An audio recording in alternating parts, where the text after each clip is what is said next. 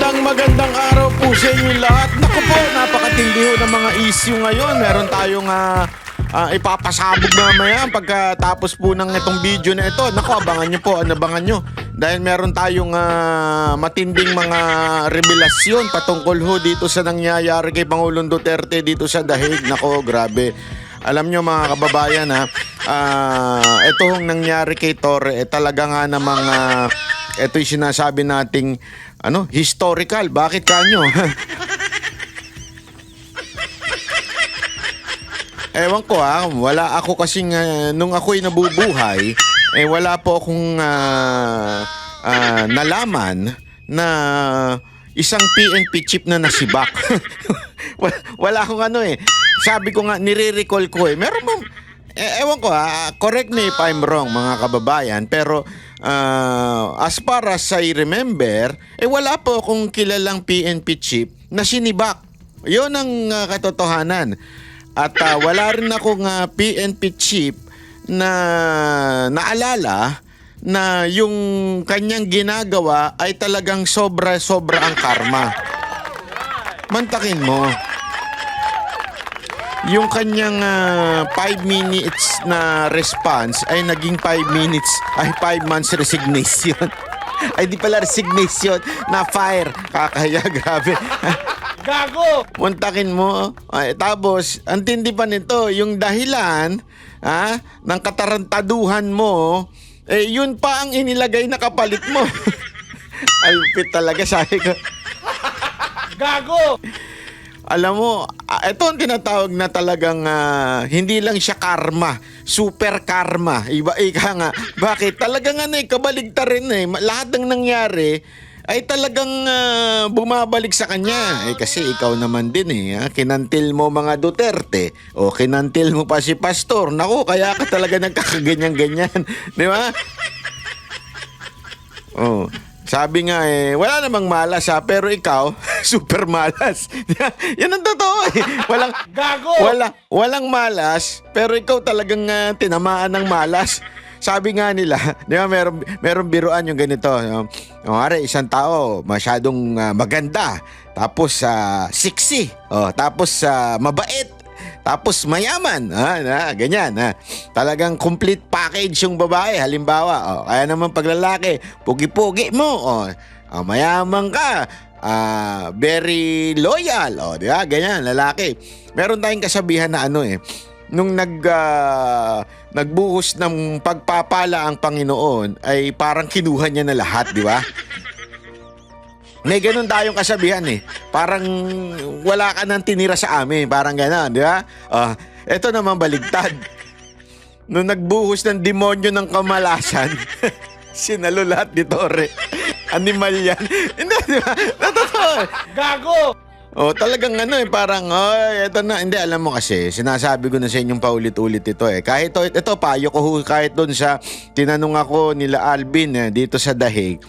Kung ano ba yung, basta ewan ko basta may tanong sila sa akin Tapos ang sagot ko, sabi ko lang sa kanila, lagi lang yung tatandaan.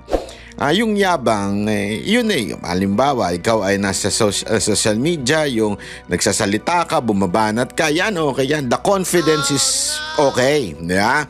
Pero yung ugali, yung attitude, yung karakter, dapat humble ka lang. Diba? Dapat lagi mong tatandaan na there's someone better than you. Hindi ikaw ang star dito. Kung hindi, yung balita ang dapat pinag-uusapan, hindi ikaw. Wag lalaki ulo mo na sinabi ko kay Alvin Never nyong iisipin na kasi ikaw sabi nga nila, replaceable. Maano ka? Halimbawa lang, may mangyari sa hindi maganda. Meron at merong papalit sa'yo na vlogger na magaling, di ba? Hindi pa pwedeng ikaw na ang superstar.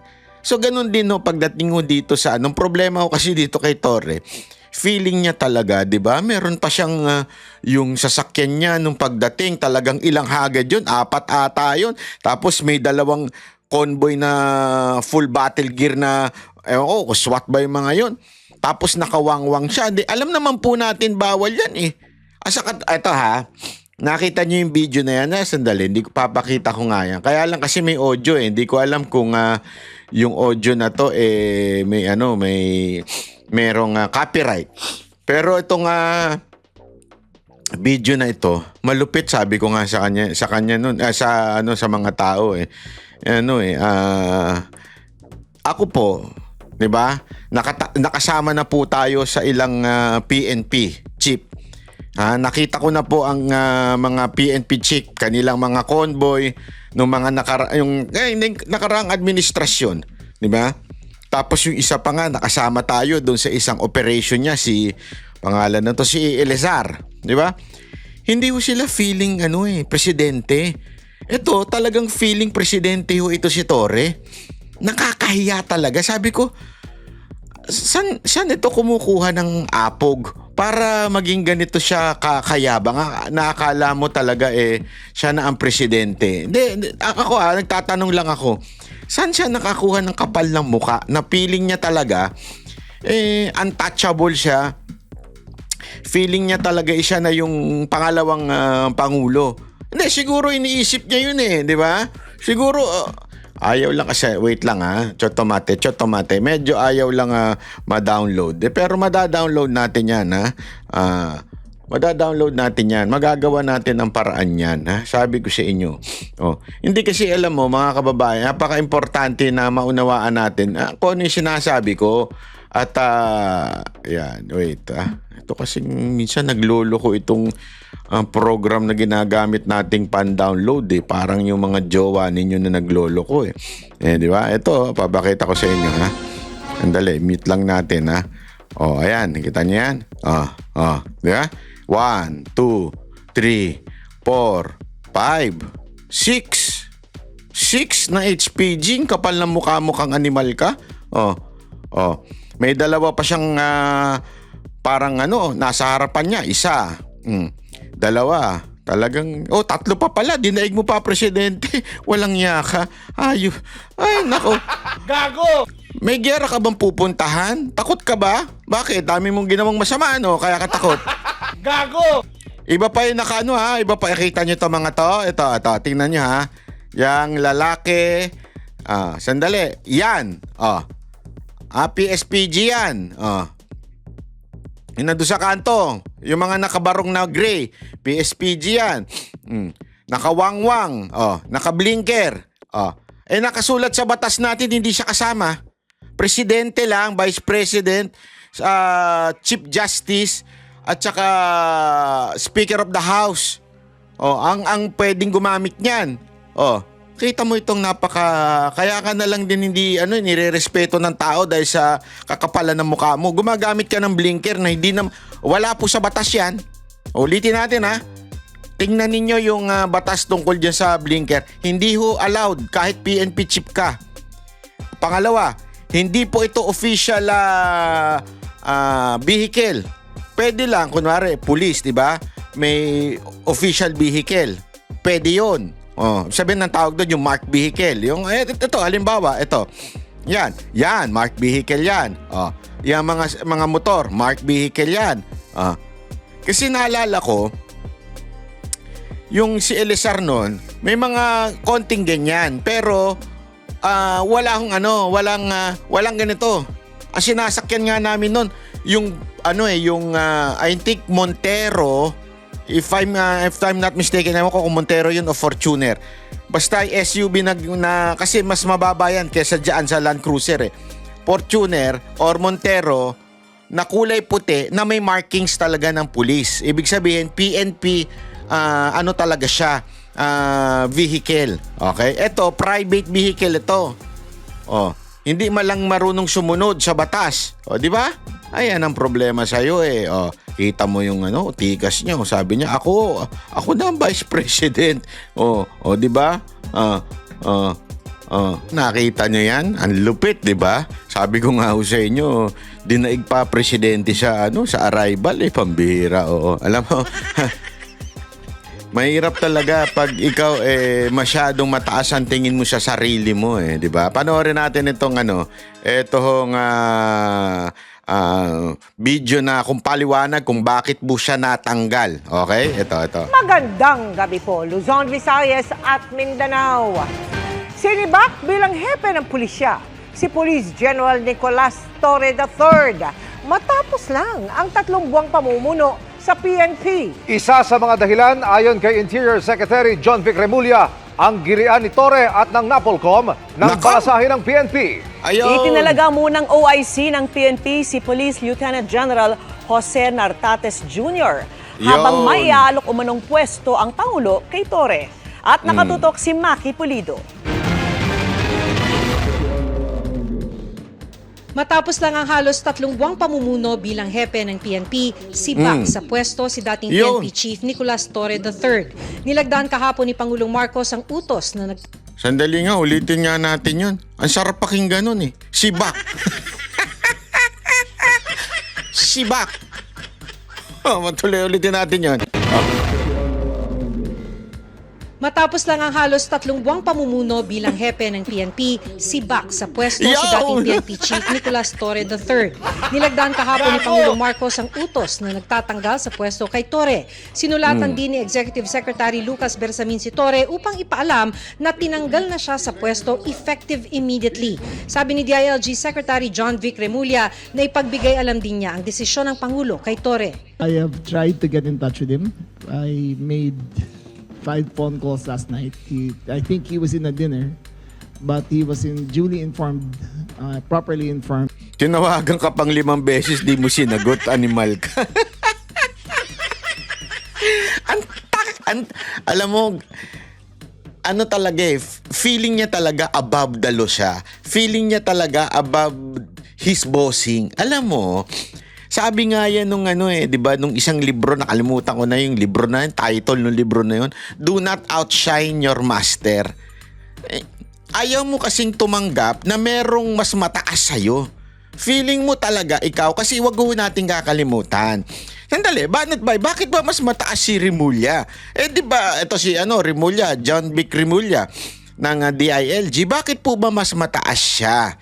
Alam mo, sa bansang Pilipinas na ayon sa ating konstitusyon, ang sibilyan ay mas mataas kesa sa uniform officers o yung uniform personnel. Ibig sabihin lon, simpleng-simple lang, kaya nasa ilalim ng PNP ay itong DILG ang nasa ibabaw. Sabihin, sumasa ilalim lang ang PNP. Kahit po yan, mga uniformadong kapulisan, sila po ay may armas, sila po ay ayon sa ating batas nasa ilalim ng civilian authority. Sino po yun? Number 1 dyan, DILG, secretary. Nasa ilalim po sila niyan. At the same time, yung presidente. Di ba? Kaya nga, etong si Torre, siguro feeling niya talaga, hindi, napakulong ko si Kibuloy, napakulong ko si Duterte. Kaya ako na ang pinakamatikas. Ulula, yan ang nangyari sa'yo. Hindi, di ba? Ako na ang pinakamagaling. Ako na ang pinaka-untouchable. Ayan ang nangyari sa'yo. Of the decision of the president. Isa sa binanggit na So, malinaw talaga. Malinaw dahil hindi siya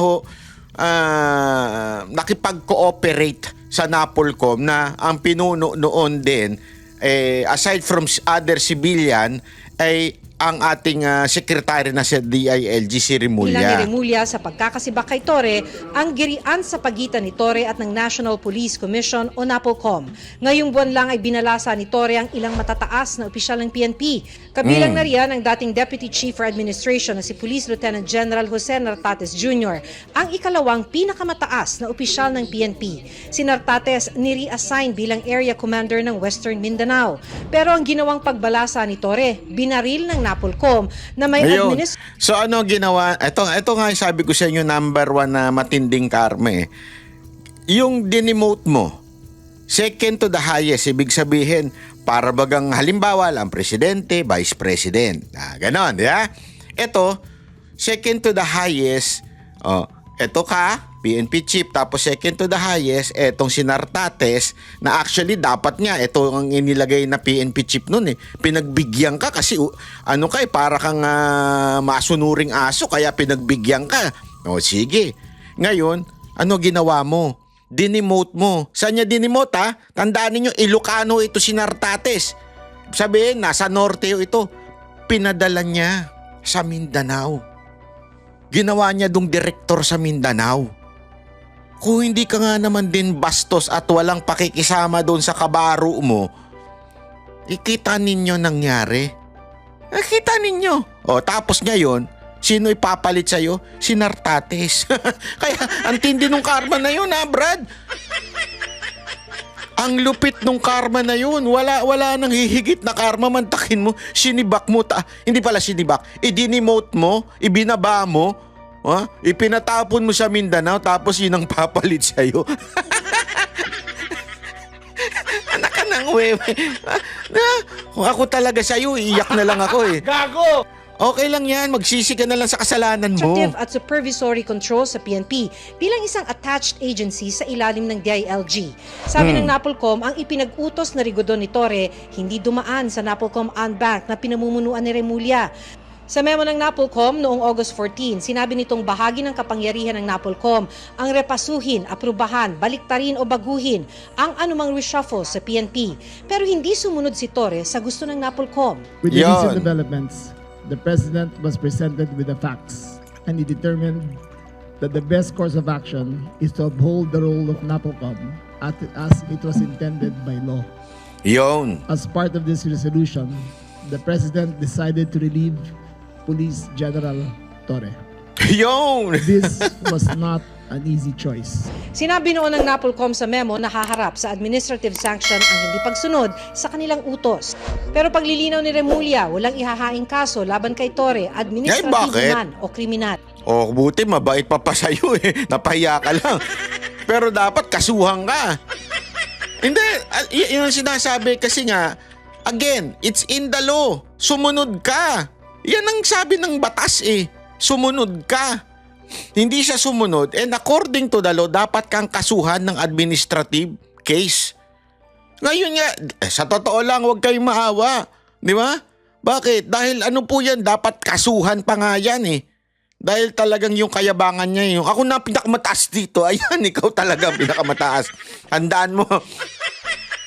Eto mga kababayan, sa buhay, pag mataas ang lipad, pag lumagapak, masakit. Oh, saan ka nakakita na umakyat ng 10th floor, pag bagsak, hindi masakit. Di ba? Pataas ng pataas yan, mas matindi yan. Bakit kanyo? Halimbawa, tumalong ka sa first floor, di ba? Pug. Diba? Second floor, pug. Third floor, pug. O, tumalong ka na sa 10th floor na. Tagal mo nagsisisi sa buhay, no? Ang tagal mo nakakaaning, no? Tsaka ka bumagsak, diba? Ang birang buhay. Paano kung nanggaling ka pa sa 30th floor? Na Duterte ka. Niyari ka na nga Duterte. Akala mo, ha? Kung ganun na yung mukha mo. Ano nangyari? Lagapak. Wapak ka talaga. Kaya nga sabi ko sa'yo, ang paglipad, hinay-hinay lang. Huwag kang masyadong lumipad. He did not violate any laws. He has not been charged with any violations. He has not been charged criminally nor admissively. It is simply a choice of the President to take a new direction for the PNP. Kasunod ng pagkakasabak Wala kay pala Torre, itinalagang OIC ng PNP si Nartates. Bago magtanghali kanina, nag-assume na ng kanyang bagong posisyon si Nartates. Miyembro ng PMA Club. Congratulations, Nartates. Panakpakan natin si Nartates. Hindi kasi alam mo, grabing ano yan. Ako kasi may nabalita ko na dapat talaga siya na ang magiging PNP chief.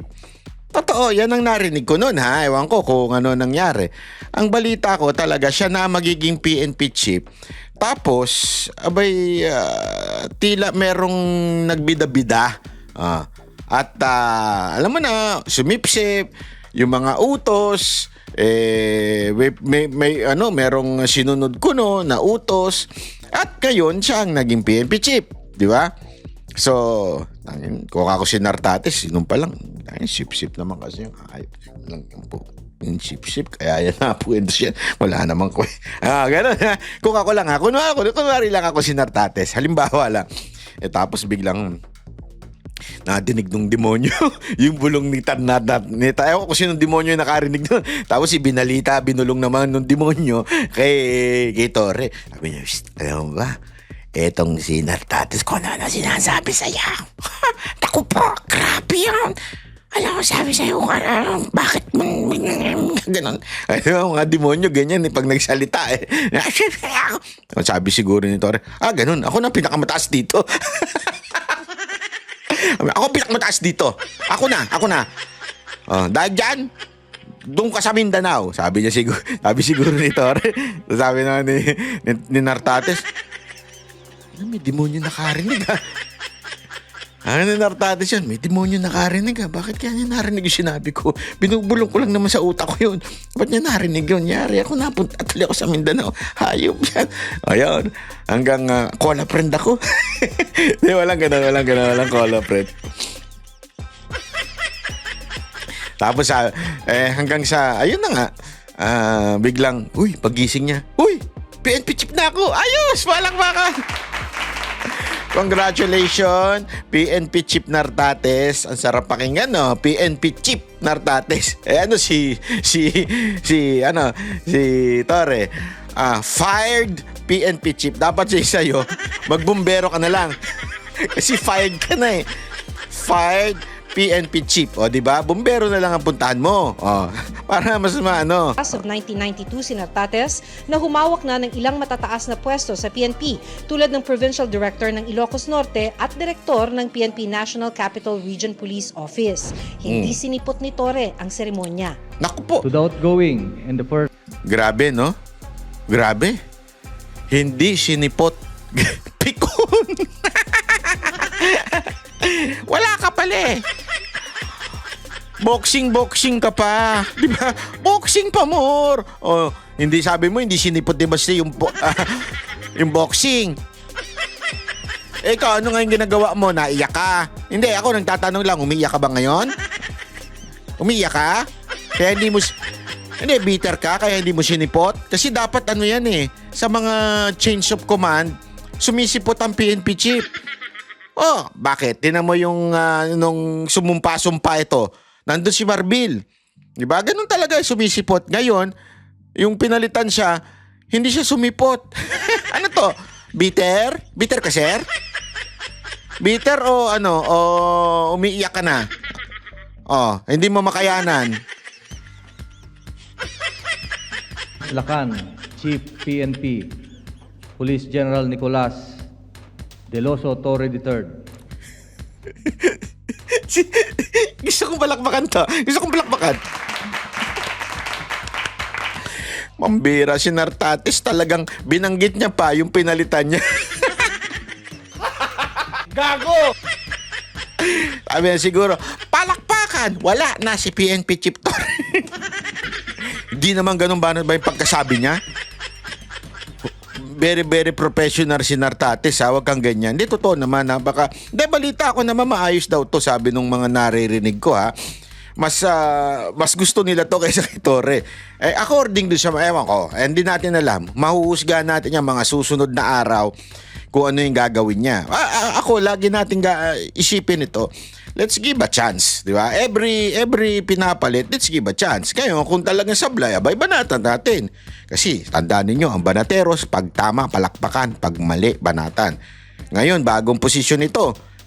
Tingnan natin. Huwag naman tayo kagad wala, pareho lang yan. Hindi tayo mga asal komunista o mga teroristang NPA. Hindi tayo ganun. Pag merong kahit pa si Marcos ang nag-appoint niyan, bigyan natin ng tsansa, ika nga. Bigyan natin ng pagkakataon na magsilbi. Ngayon, kung talagang pangit at wala talaga, banatan natin ng malupit. Bakit?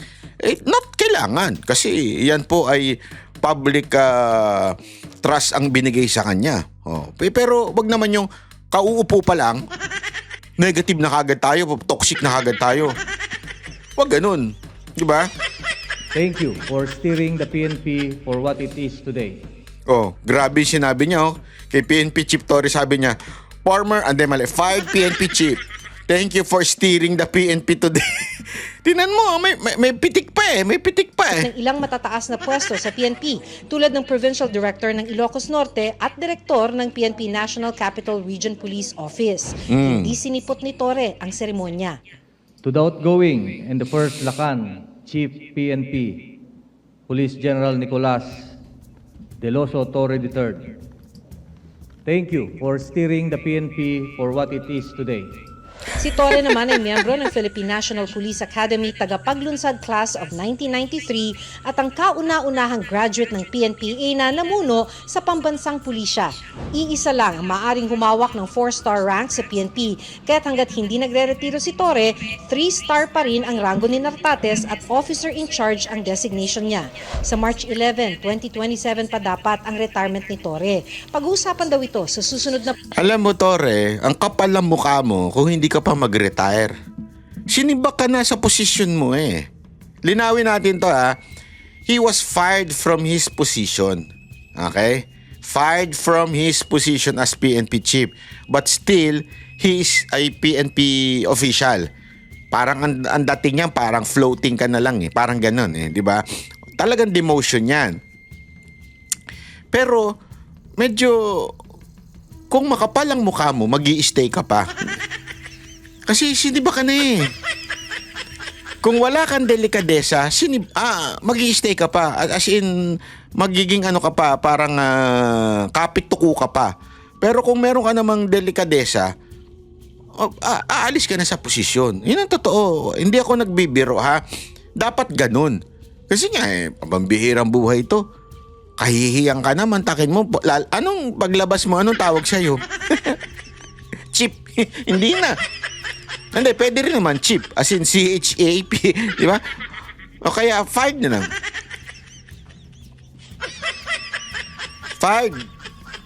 Fired PNP chief. Kamusta ka na? Ganon, di ba? Pag nakasalubong nyo. O, mga kapulisan natin ha. Pag nakasalubong nyo, sabihin nyo, fired PNP chief. Kamusta na angas mo? Hindi, tanongin nyo. ng NAPOLCOM. In the PNP, of course, if you're not yet retired at the mandatory age of retirement, that is 56, nobody can force a PNP to retire, no? Kasi karapatan niya yun, no? Okay, and so dito, of course, may order na relief and I have my designation orders, I follow. Hindi pa malinaw kung saan ililipat si Torre. Nang tanungin ukol dito si Nartates, sabi niya, Nandyan sa office of the Chief PNP or nasa PIHAW. pero sabi ni Remulla, may iaalok na pwesto ang Pangulo kay Torre. He is being considered for another position because the president still believes in his capacity. Para sa GMA Integrated News, Pang ano na lang yan eh, no? Pang lubag-loob na lang yan eh. Panlubag. Ano matawag doon? Tama ba? Panlubag-loob lang yung ganyan. Pero nga nakakaya na yan.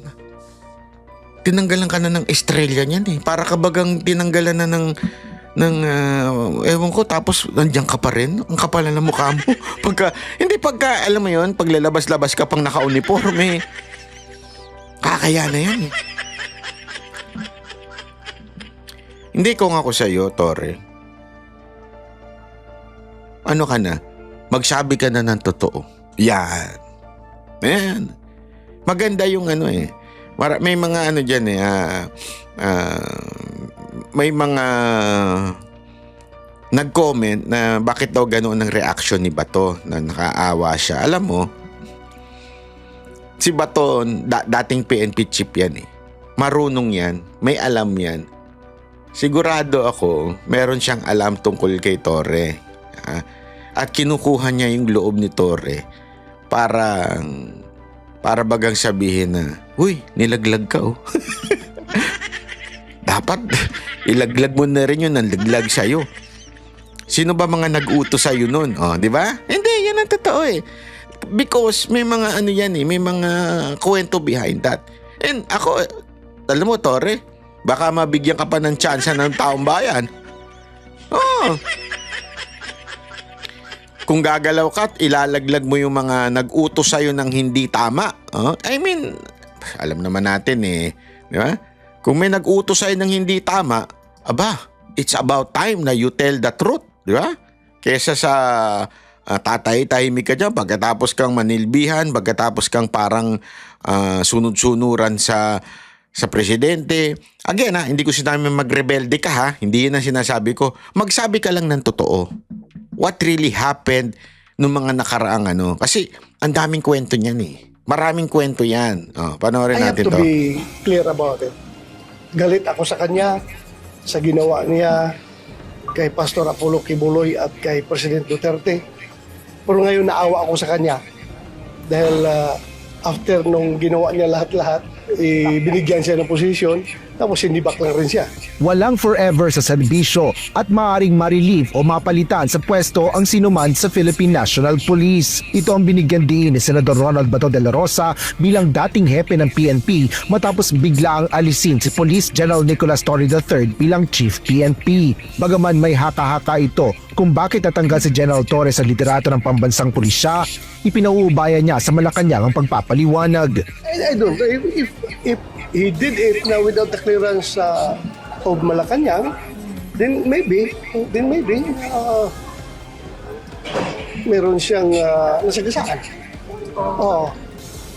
Because as I have said during my time, nagkiklear ako sa Malacanang na provinsan, mabilisan ng kailangan aksyonan kaagad. Nag-i-issue ako ng orders din later on, I just inform Malacanang. Maaari din naman anyang voluntaryong magbitiw si Torre upang ipaubaya ang 4-star rank sa papalit sa kanya. In this case, Grabe nga pag hindi niya ginawain, kapal na ng mukha niya.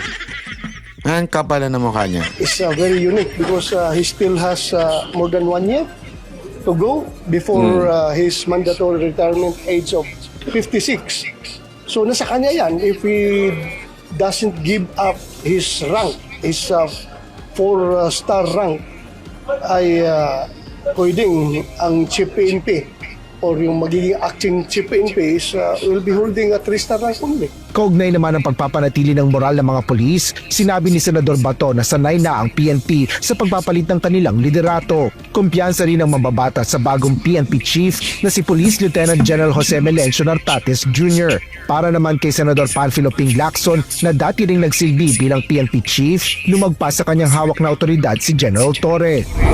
Ito ay matapos anyang mag-isang palitan ni Torre ang kanyang second in command sa PNP na si Nartates. Paliwanag ni Senator Lacson, may normal na proseso ang pagtatalaga at pagpapalit sa pwesto ng mga miyembro ng PNP Command Group. Aniya, dapat dumaan ito sa Pangulo ng Bansa o sa ex-officio chairman ng National Police Commission o NAPOLCOM at ang Secretary of the Interior and Local Government. Gayunman, binigyan din ni Senador Ping na ang pag-aalis sa pwesto kay General Torre ay sole prerogative ng Pangulo ng Bansa. Habang ang mahalaga ngayon ay maisaayos ang pagpapalit ng command at otoridad upang hindi mahadlangan ang pangkalahatang misyon ng PNP. Partikular na dito ang pagpapanatili ng peace and order para sa taong bayan. Itinanggi naman ni Senador Amy Marcos na may kinalaman siya sa pagkakatanggal ni General Torre sa liderato ng pambansang pulisya. Ang pagkaalam ko na demote si Nartates at yung pang general na Ilocano, nagdadaing kung bakit daw nangyari yun. Kaya sinita ko siya, sabi ko, hoy, ba't ganun? Nako, may balik yan, magdahan-dahan ka. Hindi ko naman alam, magiging bilang anghel ako. Grabe, no? Yung tingin nila sa pagiging PNP chief dahil Ilocano lang, kaya dapat Ilocano rin ang ilagay. Hindi ko kursunado yung mga ganong klaseng litanya. At nagpapaumanhin ako, wala akong alam. Ang alam ko lang, ang balita ko, doon sa mga appointment ng mga RD at iba pa, talagang hindi sila nakipagkonsulta kay Secretary John Vic. Hindi naman tama yun. Siyempre, may boss tayong lahat. Yung boss na si John Vic.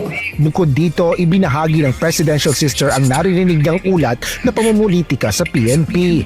Masyadong maingay at maugong na nagmamalaki ng ibang classmate na nakatakbong presidente o vice-presidente sa 2028. At nakita na nakapastel yung kanilang mukha at sabi pa nga ng iba, hindi lang pala politiko ang EPA. Kaya Oo, meron siya lumalabas na sticker na tatakbong vice president. Oo. Merong, ewan ko kung sino yun. Yun ba, gawa lang ng supporter niya? Kasi may nakita ko isa bang vlogger eh. Parang tanga ang putang inan yan. Sorry Oo. Kasi bagay naman sa kanya yung salitang yun eh. Bakit? Mahilig di magmura yun eh. Parang tanga. Nagdidikit ng sticker dun sa sasakyan niya. Sa kaya galing sa sasakyan niya? Dati, ano lang yan eh. Padyak lang yan eh. Ngayon nasa sasakyan na. Ano kaya ang ano niya, no? Sa pambihira, oo. Bakit may sticker? Parang inaabangan na rin inaabangan na rin ng ibang tao dahil may nadidinig na pangalan. Kapwa naman ikinagulat ni Senate President Francis Chis Escudero at Senate Majority Leader Joel Villanueva ang pagkakatanggal ni General Torre bilang Chief PNP.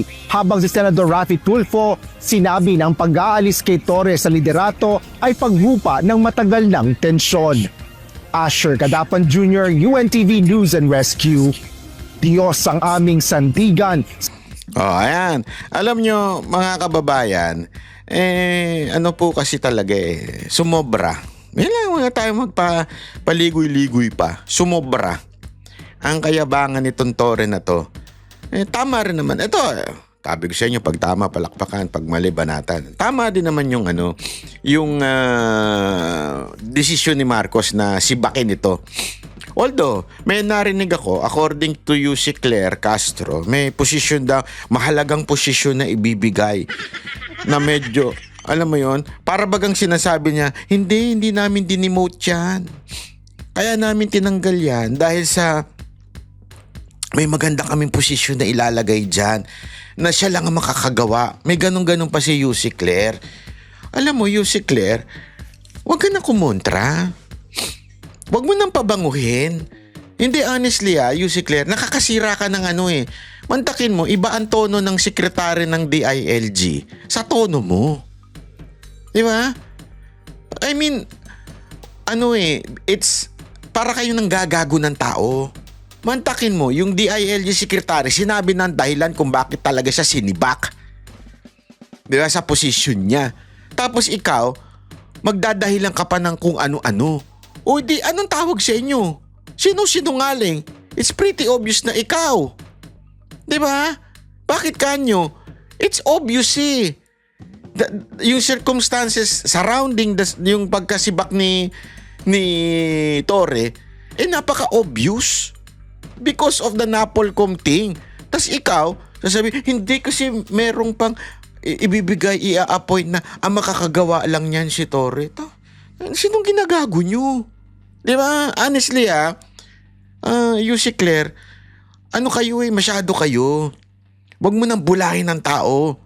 Hindi naman tanga ang taong katulad ng mga followers nyo.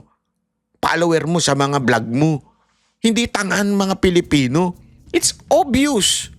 Everyone knows. Ayan na, nagsalita na si Secretary. Alam natin, the day before, diniscuss ko na nga dito yan, nagkakagirian talaga.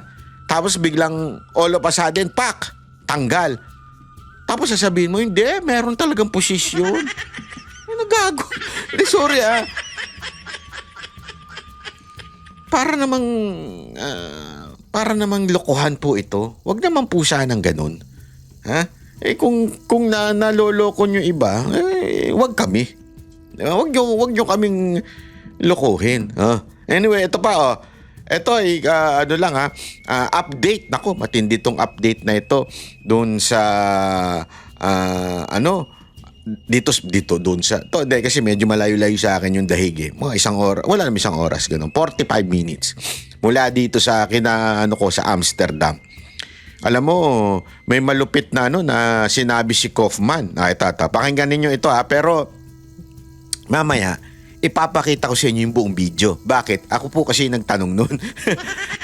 May konteksto yung tanong. Ha?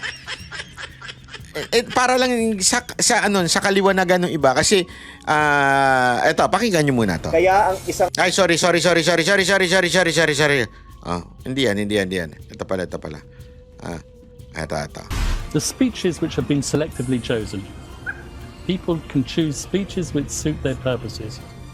Sadyang pinili ang mga pahayag ni dating Pangulong Rodrigo Duterte para palabasin na may pulisiya ng extrajudicial killing ang dating administrasyon.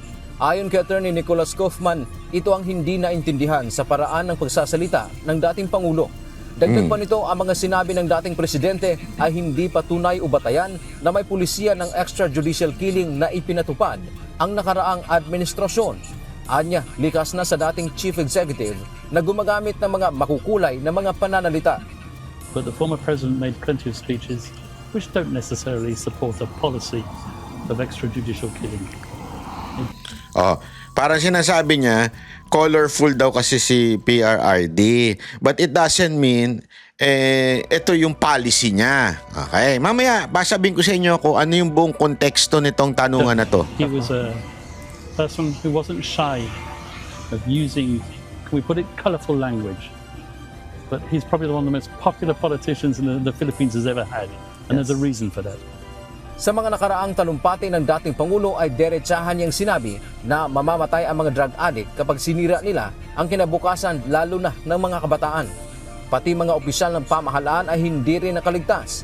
Nang tanungin sa Attorney Kaufman kung talaga bang sinadya ng media na gumawa ng mga peking balita o impormasyon upang lalong madiin ang dating Pangulo, sagot nito, I think we'll save those comments for court. Okay? all right. Samantala, ayon naman sa human rights Tungkol sa kung yung media ba ang dahilan ng fake news. Gago rin yung nagtanong niya, animal. lawyer na si Attorney Cristina Conti, hindi guni-guni o gawa-gawa ang mga sinabi ng dating presidente. Kaya ito anya ang naging batayan o ebidensya ng prosekusyon ng ICC hinggil sa kinakaharap nitong kaso. Dagdag pa ni Attorney Conti na huwag sanang madadala o mahuhulog ang publiko sa anyay disinformation o historical revisionism patungkol sa war on drugs. Dan Tiamento, UNTV, News and Rescue. Diyos ang aming... Okay. Papakita ko sa inyo yung tanong kung bakit napunta tayo sa ganyang tanungan. Kasi nandun nga po tayo. Actually, alam nyo mga kababayan, nung sinabi sa akin na interviewin daw si Kaufman, kinabahan ako kasi grabe English speaking ni Hindi, although pwede ka naman magbasa. Ako din, binasa ko rin para sigurado, para hindi tayo mautal-utal. Binasa natin yung question, sinulat natin, di ba? Ganon din naman yung kay Alvin. Pero kasi si Alvin, pag nagsalita, ay grabe ang English niya. Parang English talaga. Siguro, baka naman may jowang English speaking. Ay, alam ako, pero di ko nasasabihin sa inyo, huwag na natin pag-usapan ng mga jowa. Kasi delikado, pag-usapan ng mga jowa. Pero magaling mag-English si Alvin. Ako po, sabi ko, pambira to, absent ako. Nung inaral ko, kahit AB English ang course ko, absent ako all the time. Hindi ko alam yung mga English spokening na yan, lalo na ito si Kaufman. Pag nag-English pa naman ito, parang nilalamon yung sinasabi. Kumakanong ganun. Hindi ko alam kung taga saang planeta ito, pero grabe English niyan di ba? Pero sinubukan natin ang Englishan niya. Ito panoorin ninyo, exclusive lang ito sa channel natin. Ito. Do you believe Duterte was right to withdraw the Philippines? Oh shit. Ang galing mag-English, animal. Ulul! English ka ba dyan? Once again, I'm not going to comment on controversial issues. You're the guy who asked the difficult questions. Sorry. Ganun talaga ako si Banatbay. Hindi mo ako kilala. Sabi niya kasi, you're the only one to ask me a difficult question. Of course! Do you believe Duterte was right to withdraw the Philippines from the ICC?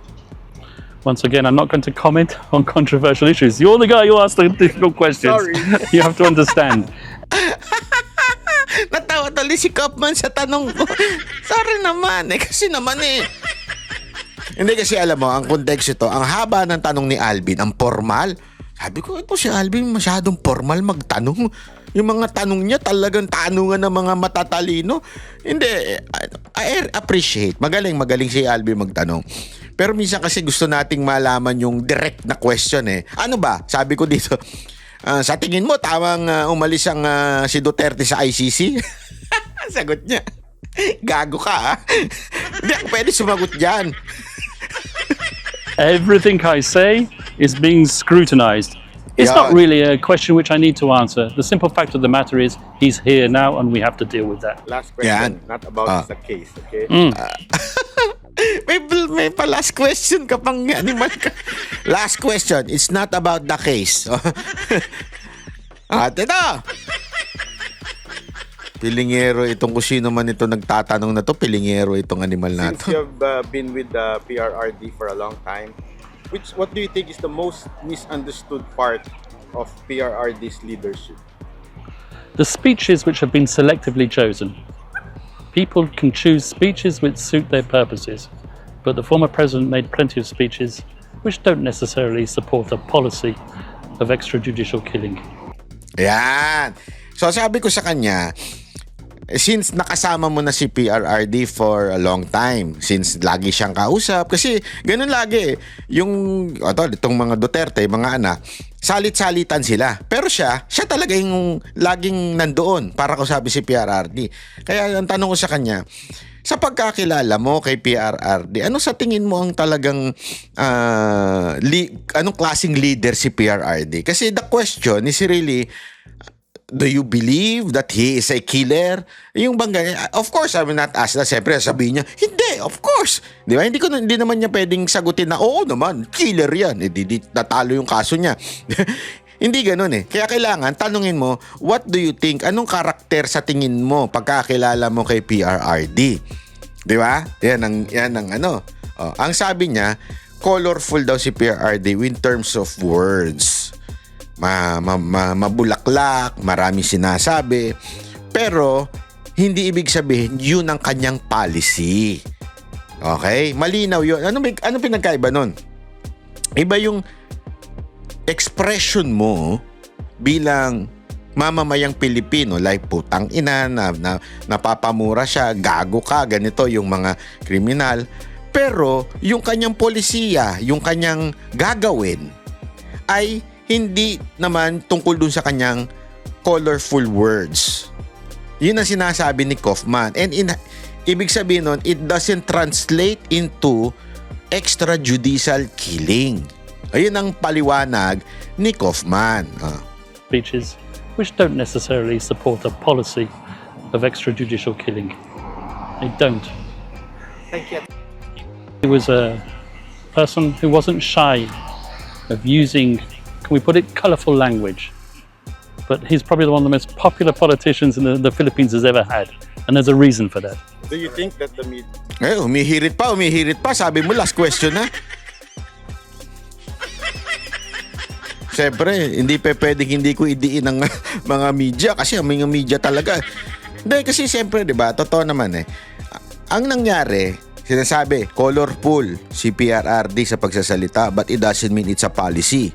Now, if that is the case, yung sinasabi ngayon ni Kaufman, if that is the case, ibig bang sabihin na literal na gumagawa ng fake news ang mainstream media tungkol sa kanya at inilalagay yung colorful words niya into a policy? Kaya ngayon, napapahamak siya. Kasalanan ba din? May contribution ba ang media dito? That's my question. Naku, shit, hayop. Intentionally doing fake news so that PRRD would be crucified. I think... Naku po, anong crucify? Ano? Englishan mo ba? Not by? Sabi ko sa inyo eh. We'll save those comments for court. Okay? All right, Thank you. Thank you so much, Attorney Kaufman. All right. We'll save that in the court. Ibig sabihin, pwede niyang maging argument yan. Diba? At least napalabas natin yung isa sa mga argumento niya. Kasi tama yun eh, sinabi niya. Magiging argument niya na binaluktot lang ng mainstream media yung sinasabi niya. Diba? Yung halimbawa, papatayin ko kayo. Anong sinabi ng ng media? Diba? Mamamatay tao si Duterte. Papapatay daw niya mga adik. Diba? Kasi sinasabi ni Pangulong Duterte yan eh. Subukan ninyong I will kill you. Mamamatay si Duterte. Sino ba ang gumagawa ng ganyang mga balita? O di ba mainstream media? Yan ang ginagawa nila eh. Binabaluktot nila yung sinasabi ni PRRD noon. Papatayin ko kayo pagka yun ang eh. Pero alam naman natin, literal, babarilin ni Duterte, babarilin kita, push, patay, ganon? Hindi. Diba? It just happened na talagang hinuhuli sila at nung humuhuli, nakikita naman natin kahit nga ngayon may mga napapatay na pulis. Kasi nga lumalaban.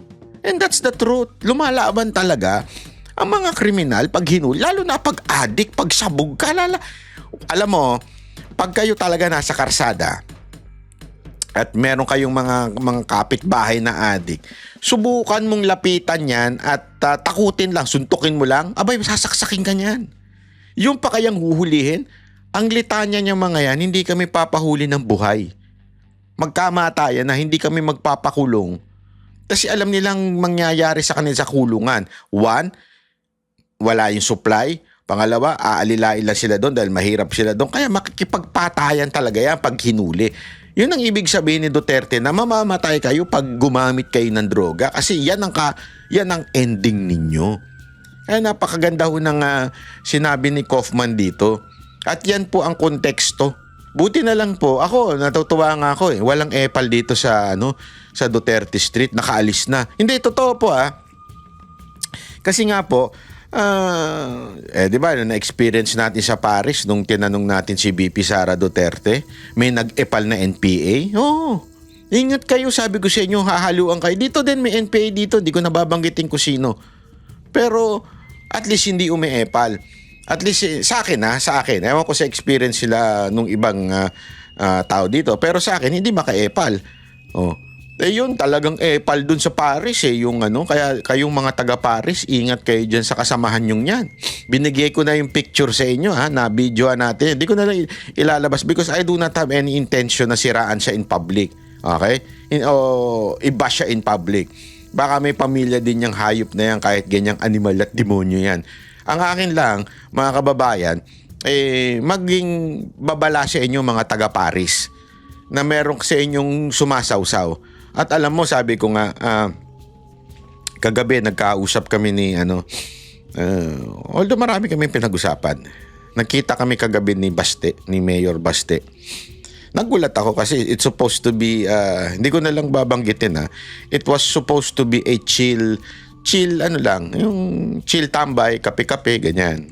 Yung, lang kasi, nandito sila. So sabi ko, Mayor, kita tayo, baka kape-kape tayo. Di kape-kape kami. Tapos chill lang supposedly. Ako, pagka chill talaga. Hindi ako nakikipag-usap ng politika pag chill. Sa katunayan nga po, kung kayo gusto nyo makipag-chill out, chill out lang tayo, wala tayong politika pag-usapan. Mabira naman kayo. Pero alam mo, nung nandun na ako, di kausap ko yung iba pang mga kasama, ganyan-ganyan. Kwentuhan lang kami, ganyan. Tapos nag-usap na kami ni Baste. Grabe yung ni Baste. Yung kanyang passion sa politika. Kasi siya ang nag-open up about politics, about what do you call this? About yung issue sa Davao, politika sa Davao. Siya na nagkwento. Sabi niya sa akin, ito, ganito. At alam mo, sabi ko nga sa inyo, isang bagay na ako kasi sinabi ko sa kanya ito. At siya din naniniwala naman din. Sinabi ko sa kanya, alam mo Mayor, meron lang ako sanang isang gustong sabihin sa'yo. Aside from napakabango-bango mo. Inamoy talaga. Hindi. Porket, sabi ko sa kanya, alam mo ito Mayor, ako kasi ibang pakiramdam ko. And if there is one thing that I really hindi naman develop or sabihin na natin gift or whatsoever, na-discern ko kasi na medyo delicate si VP Sara Duterte. Nababasa ko, hindi ito manghuhula nababasa ko sa mga sitwasyon. Bakit kanyo? They did everything.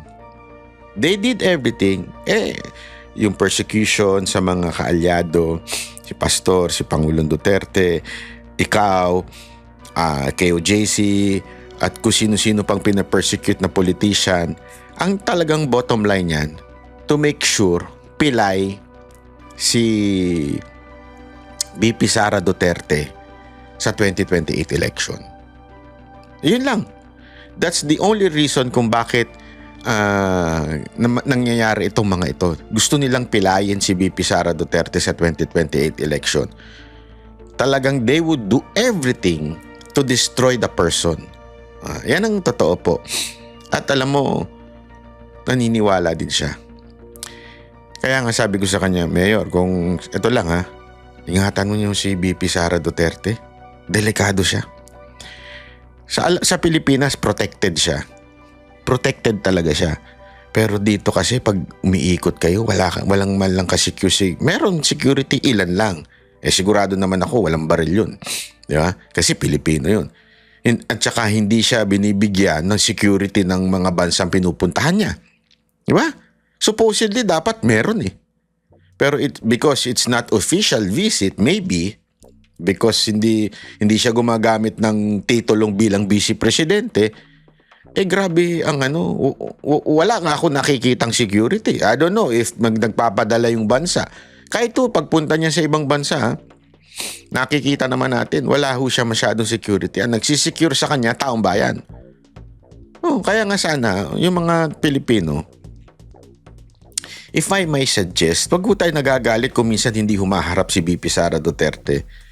Kasi dito sa Dahig, hindi kasi ito mga nakaraang araw, dumadaan siya, pumupunta siya, nagbibisit siya, pero hindi siya humaharap sa tao. Sabi ko nga, okay na yun. If you really love Duterte, maging masaya na tayo na nakita na lang natin muna siya at hindi siya makalapit kasi we do not know. Tandaan ninyo, dito sa Europa, napakaraming NPA. As a matter of fact, ang dami ko nang nabalitaan na nakahalo na siya sa mga supporter. Oo, na Duterte supporter. So, akin, it's better na wag muna siyang masyadong open yung Hindi, ito walang biro ito ha. Di ba nung nakasama natin sa Paris? Nagbida-bida nga lang yung putang inang epal na demonyo na yun eh. Yung akala mo security pero sa totoo lang NPA. Hindi siya part ng entourage. Hindi rin siya part ng organizer. Hindi ko maintindihan bakit he was allowed. Diba? Ibig sabihin, nakakagapang ang mga demonyo. Nakakagapang ang mga NPA sa mga gathering natin. Balita ko, dito rin daw sa Dahig, may ganun din. Ewan ko kung totoo, although still need evidence and confirmation, pero meron nang gagaling mismo na mula dun sa intelligence natin na meron talagang mga NPA dito na nagmamanman sa mga galawan ng mga Duterte. Yan ang totoo. Kaya alam nyo, no comment ako. Kasi kahit basta, no comment ako pero meron kaming na-experience na mukhang may galawan nga ng mga komunista dito. No? Ayoko na ikwento kasi hindi po ako yung chismoso. Hindi po ako yung chismoso pero feeling ko and upon observation, upon talking sa mga tao, ang mga Duterte dito sa Dahig sinusundan ng mga NPA, ng mga teroristang komunistang makakaliwa. No, totoo yan. Kaya wag na kayong magagalit kung minsan kailangan umalis kagad, hindi minsan magpakita kasi tandaan ninyo, pagdating sa security, it's a protocol sa security. You make a surprise schedule. Wag yung sobrang announce, tapos alam na darating. Hindi pwede yung ganon. Kailangan surprise lahat ng sudden change. Darating si BP. Pero hindi siya pupunta, hindi siya lalabas. Para naguguluhan yung nagpaplano ng masama sa kanya. Ang gulo bakit hindi na maintindihan yung schedule ni BP? Mga ganon, di ba? So wag po tayo magagalit. Kung mahal natin ang mga Duterte, suportahan na lang natin sila. Kasi ano ba concern natin? Makapag-picture o maging presidente si BP Sara Duterte? Sorry sabi ko nga ako sa inyo, kung ako nga pwede, sana ako magbida-bida o mepal-epal, di ba? Siguro naman, di man ako NPA. At siguro naman, napatunayan ko na sa mga Duterte na sobrang tapat ko ever since mula noon pang sa tatay nila. Kaya lang, ako nga, hindi nga ako nag-iepal-epal eh. Yung, lalapit ako, hindi ako gumaganong-ganon kasi, pagka bumate, babate. Pero pagka layo lang ako kasi nag-o-observe ako eh. Di ba? Mahirap na pagka magbida-bida ka. Kaya nga yung mga nagbibida-bida, ingat tayo doon. Sabi ko sa inyo, ingat tayo. Yung mga akala mo ang daming alam sa schedule, ang daming alam sa protocol. Ako nga pag tinatanong ako, Banat Bay, lalabas ba si BP? Lalabas ba si ganito? Tapos sabi ko, sir, pasensya na mga ma'am, di ko po talaga alam. Wala po akong alam dyan. Pwede ko naman sabihin, oo. Hindi kasi the perception of people, malapit ako sa mga Duterte. Although malapit naman ako sa tatay. Oo, pero I mean, nakakalapit ako, pero hindi ako yung magbibida-bida na, alam mo, ganda yan eh. Ganda siya. Kasi may mga ganong vlogger eh. Hindi, alam ko kasi ganito pupunta. Hindi, ganyan yan eh. Hindi, ganito yan, pupunta siya. Hindi po ako ganon. Okay, bakit ayoko mag-ganon? Kasi nga, alam niyo kung bakit? For the protection of the family. I know the schedule. Binibigay sa akin kasi as part of SMNI, alam ko, pero hindi ko pwedeng, ito kasi, itong gagawin nila eh. Ito sila di ba dapat ganito, dadalaw siya ganyan, pero hindi pinapasok kasi ganito, tang-inan yan. Mas concerned ka sa chismis kaysa sa protection ng pamilya. That's the truth. Yan ang kaya nga paulit-ulit ko sinasabi yan doon sa mga vlogger na naandun eh, na nakakasalamuhan natin eh. Focus tayo sa dalawang bagay. Dalawang bagay lang. Yung chismis, inaiwan nyo na yan. Usapang bakla lang yan. Focus tayo sa dalawang bagay. One, mapalaya si Pangulong Duterte. Second, maging presidente si VP Sara Duterte. That's it. Yung others, usapang bakla lang yan. Sorry. I hope I make myself clear kasi meron na naman mga nagpaparinig. Sabi ko nga, ano to? Grabe yung inggit. Sagad sa buto. Pero ako, hindi na lang. Sabi ko nga, bakit ko pa i-dignify o i-acknowledge yung kanyang parinig? Sabi ko, bahala siya, kaligayahan niya yan. I will not give her a content. Basta tayo, we are here. Honestly, ito we are here. Ako, tinext ko nga si Kong Pulong. Sabi ko, sir, pa-inform nyo naman si tatay na nandito po ako. I'm here to support you and the family. Susuportahan ko kayo. Nandito lang po kami. Representing the Banateros, we are here to support the family. That's it. Yun lang. Yeah?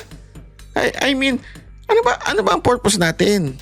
Sana ganun ang purpose natin sa pagpunta natin. Hindi mag-create ng chismis. Hindi mag-create ng awayan. Hindi mag-create ng kung ano-ano. Sana sana po ay ganun tayo pag pumunta ng dahig. Yun lang. Di ba? Kaya nga, ginagawang-gawa, biro na lang namin yung humba-humba na hayop na humba na yan. Sana matikman ko yan. Di ba? Anyway, yun lang po. Maraming salamat po. Kita-kita po ulit tayo sa susunod pa nating video.